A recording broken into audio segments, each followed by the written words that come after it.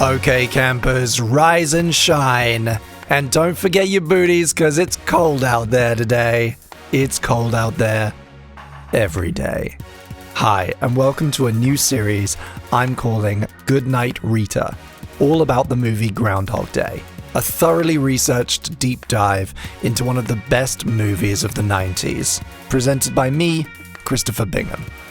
I love Groundhog Day.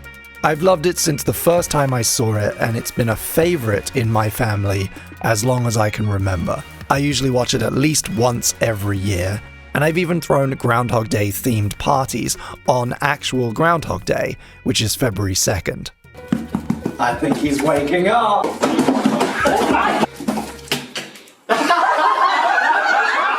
Over the course of this series, I'm going to talk about what makes Groundhog Day such an enduring classic.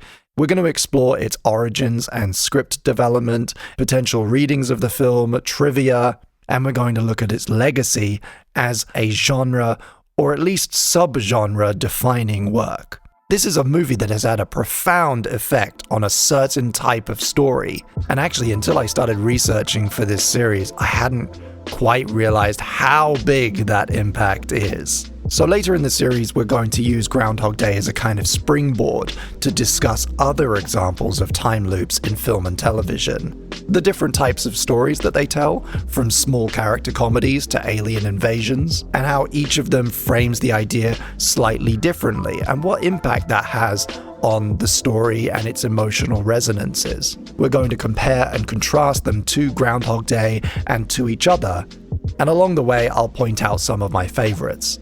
By the end of this series, there won't be a thing you don't know about Groundhog Day. And if you're anything like me, you will have added a lot of things to your watch list. So here's a quick overview of the series.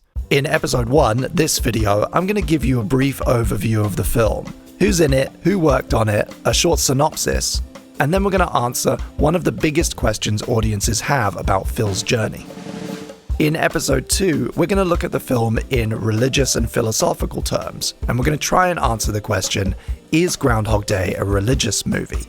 In episode 3, we're going to do a bit of a deep dive on the characters in the film, particularly looking at them in terms of character development and the unique way that this film approaches that process. In episode 4, we're going to kind of explore how boring Groundhog Day is. Its surprising linearity, its deceptively simple storytelling, and how its basic cinematography actually ends up working in its favor. In episode 5, we're going to talk about the legacy of Groundhog Day. This is a film that has been imitated many, many times since it was released, and I would argue establishes its own subgenre of time loop redemption movies. So we're going to talk about that kind of story, what existed before Groundhog Day, and everything that has come since. In episode 6 onwards, we're going to be looking in detail at other examples in this family, films and episodes of television that follow in Groundhog Day's footsteps. We'll be talking about Palm Springs, of course, an unusual Groundhog Day remake, an Amazon original, and a whole load of examples from different TV shows, from Stargate to Buffy to Dark Matter and Doctor Who. I'm leaving this series a little bit open-ended at this stage. The first few will all be recorded at the same time, but I don't exactly know how many episodes it will be when it's finished. So buckle up, guys. Make sure you're subscribed. Before we get into it, spoiler warning. The biggest of spoiler warnings. We're necessarily going to be talking about every aspect of this film. So if you don't know Groundhog Day, I think you should watch it before watching these videos. And maybe even rewatch it if you haven't seen it in a while. And as we go along, we're going to mention a lot of other things. It might not always fully spoil the plot, but there's always a chance. I kind of thought about this a lot, and it can't really be avoided. What are the Finger Lakes? Jim, what are the Finger Lakes? Correct. Lakes and rivers for 6. I'm working from a lot of sources to make this series. Of course, there is the film itself, Groundhog Day. There's the DVD and Blu-ray versions, which have DVD extras, Blu-ray extras, including a behind-the-scenes featurette called The Weight of Time. I've also read the original screenplay. There's a wonderful BFI Modern Classics book about the film that I found useful, as well as Danny Rubin's own book about screenplay writing, How to Write Groundhog Day. As they come up, there'll be all the other films and television shows that I make reference to, as well as quite a lot of online and magazine articles. So, what is Groundhog Day? Groundhog Day is a playful, enigmatic, romantic comedy starring Bill Murray as Phil Connors, a grumpy local weatherman who dreams of something bigger. We also meet Larry, Phil's cameraman for the week, and Rita, Phil's newly hired segment producer. And the three of them head to Punxsutawney, Pennsylvania, where their job is to document the celebration of Groundhog Day. Phil is awoken in his bed and breakfast by an alarm clock radio blaring Sonny and Cher. He gets ready while listening to the early morning DJs, gets accosted by a cheery guy in the hallway, and has a brief chat with Mrs. Lancaster, the proprietor of the B&B. On his way to the town square, he brushes off a homeless man, then bumps into the obnoxiously chatty insurance salesman Ned. They name-check me a couple of times. Bang! Bang! Then he steps in a puddle. In the town square, Phil records his Groundhog segment, and we see the ceremony, with Punxsutawney Phil, here played by Scooter the Groundhog, pronouncing 6 more weeks of winter. The team pack up and leave, but are met with an extreme blizzard and have to turn back. In the hotel bar, Phil rejects Rita's invitation to go to the Groundhog dinner celebrations, and instead goes back to his room. Phil is awoken yet again by the alarm clock radio, playing Sonny and Cher.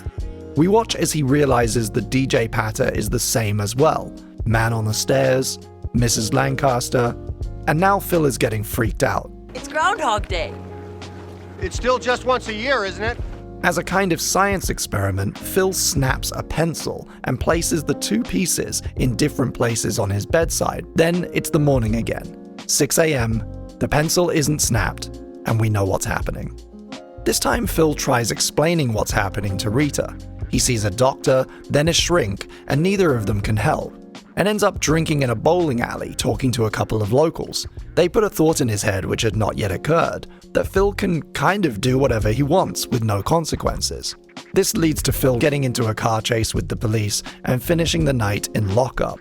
At this point in the film, we get lots of loops in increasing frequency and see lots of different versions of the interactions we've come to know. Phil punches Ned in the face, skips the puddle, eats everything on the menu at the Tip Top Cafe. He tricks some personal information out of Nancy, then spends the whole next loop seducing her. But he's already clearly hung up on Rita, so he tries to get to know her better. He tries for several loops to work his shitty tactics on her, to no avail.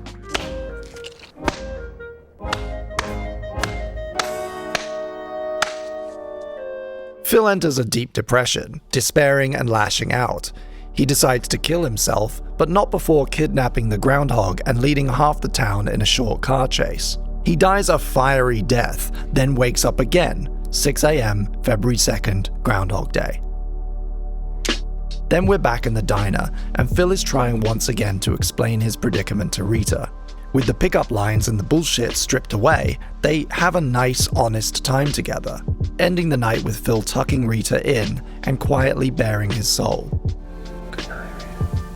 Following this experience, Phil re-enters Punxsutawney with renewed energy. He starts taking piano lessons and learns how to make ice sculptures. Over the course of several loops, he involves himself more deeply with the homeless man, who we learn is always destined to die that evening, no matter what he does. On what will be his final loop, Phil Connors gives a moving speech at the Groundhog ceremony, then runs around town performing good deeds he has scheduled down to the second. And we finally reach the Groundhog dinner celebration, where we find the new Phil Connors playing piano for the crowd. In a charity bachelor auction, Rita bids all the money she has for Phil, and they have the perfect date he could never have orchestrated himself.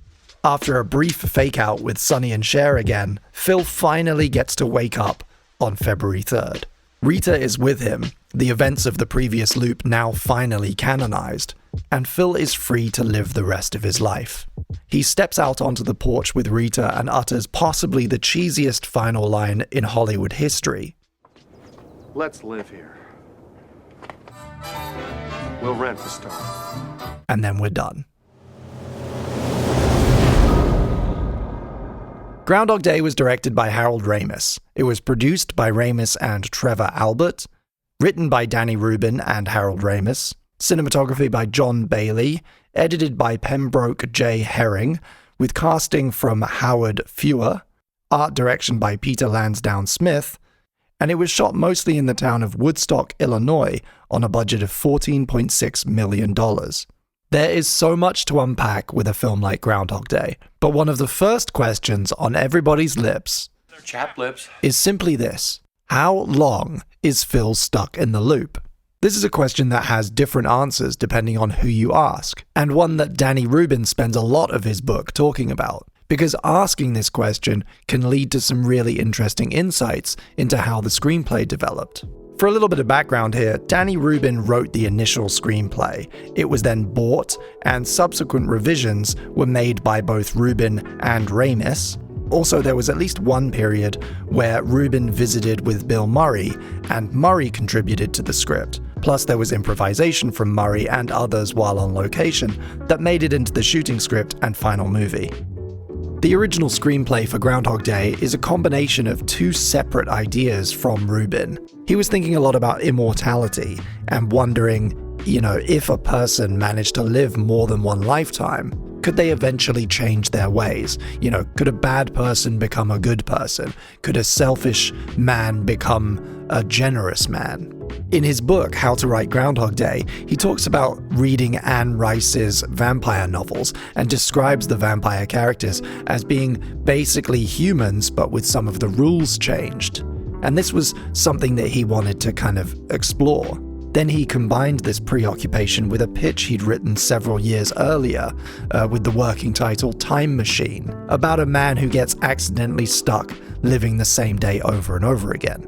So you can see from this that the writer's intention from the start is that Phil Connors is trapped in the loop for far longer than a natural human life. In the first version, there's even a strand of the plot where Phil Connors is using a bookshelf in Mrs. Lancaster's bed and breakfast to count the days he's been in the loop. He reads one page from a book every morning, starting with the very top left and working his way down. He says at one point, "I've been living in this town for 16 novels, 12 books of poetry, 9 history books, 20 romance novels, the Time Life series on home improvement, and Holly Lancaster's high school yearbook, and still nobody seems to know my name."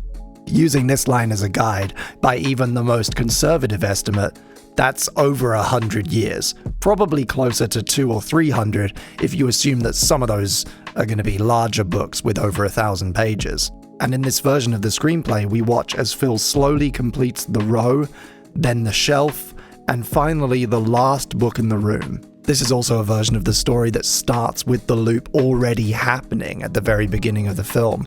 There are loads of other differences in this initial script, and we're going to talk all about them later in the series, especially when we compare with Palm Springs. But over subsequent revisions, any explicit counting of time was removed, leaving the real total ambiguous. But there are a few ways that Groundhog fans have found to game it out. Firstly, by my observation, in the final cut of the film, we see a minimum of 33 unique days. And that's from me literally sitting with the movie and my counter, clicking every time a scene followed from the last that couldn't possibly be on the same day. But of course, the film implies that there are a lot of loops in between these sequences that we don't see. In 2008, Malcolm Gladwell popularized this idea that you need 10,000 hours of effort to become a master of a skill. And people use ideas like this as well to estimate the loops. Given that we see Phil go from beginner piano to playing both Bach and pretty amazing improvised jazz, and he becomes a master ice sculptor and learns at least some French, assuming around 6 hours of practice per day, that's about 4.5 years per skill learned. So depending on how fluent you believe he is in French, that gives us, as a minimum, somewhere between 10 and 15 years. And that's before accounting for all the time he spends manipulating women, stealing from banks, killing himself, and doing good deeds. According to Rubin, Ramis believed that the loops last about 10 years, which more or less aligns with the skill mastering assessment. While at times the studio heads might have told you that the whole film takes place over 2 weeks. Possibly they thought that the longer timelines Rubin had imagined were too bleak, or that audiences would have a hard time accepting them.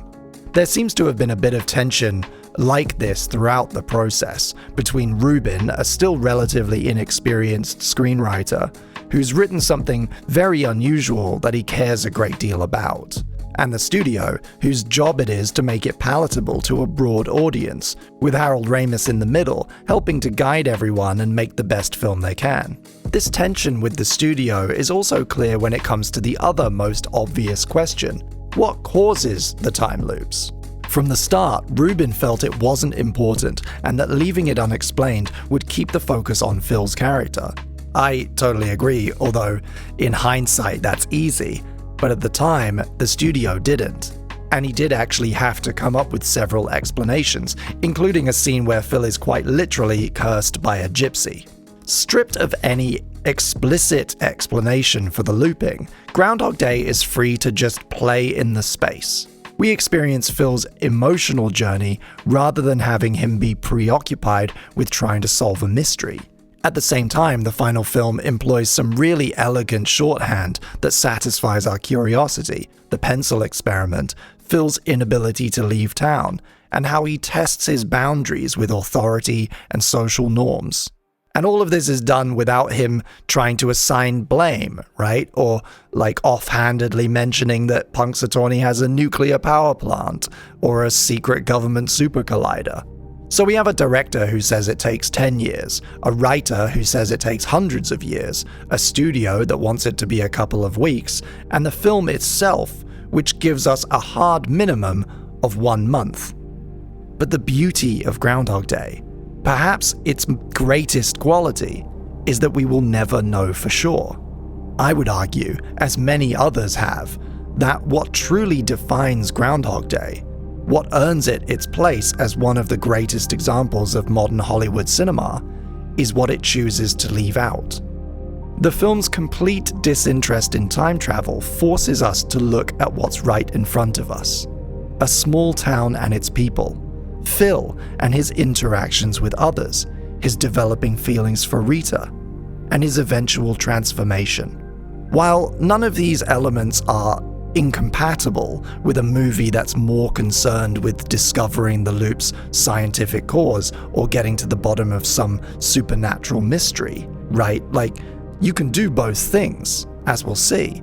They would necessarily have to give up some screen time. Even in Frank Capra's Christmas masterpiece, It's a Wonderful Life, whose influence on Groundhog Day is clear, we do learn a lot about the angel Clarence and his motivations and the mechanics of the situation that is, strictly speaking, superfluous to George Bailey's emotional journey. And in Charles Dickens' A Christmas Carol, the story that is kind of the most likely common ancestor for both of these movies, Scrooge's visions and apparent time travel are caused by benevolent spirits with a clear goal. We come to understand exactly how and why it's happening. But in Groundhog Day, it's just the emotional journey. Pure, distilled character development, filling every minute of the runtime. This decision, whether its creators realized at the time or not, imbues Groundhog Day with a deeply, broadly relatable quality. And this is why I wanted to start with this question, because this is a fundamental kind of bedrock thing to understanding and discussing this movie, and it will come up again in future episodes. So as you might have figured out by now, the real answer to the question, how long is Phil stuck in the time loop, is who cares? It doesn't matter. In fact, the very lack of an answer is the point. I really hope you'll join me on this deep dive into one of my favorite movies. Thank you for watching this first episode of Goodnight Rita, and if you want to see the rest, make sure you're subscribed. If you're new here, maybe check out my completed series True Talk, all about The Truman Show.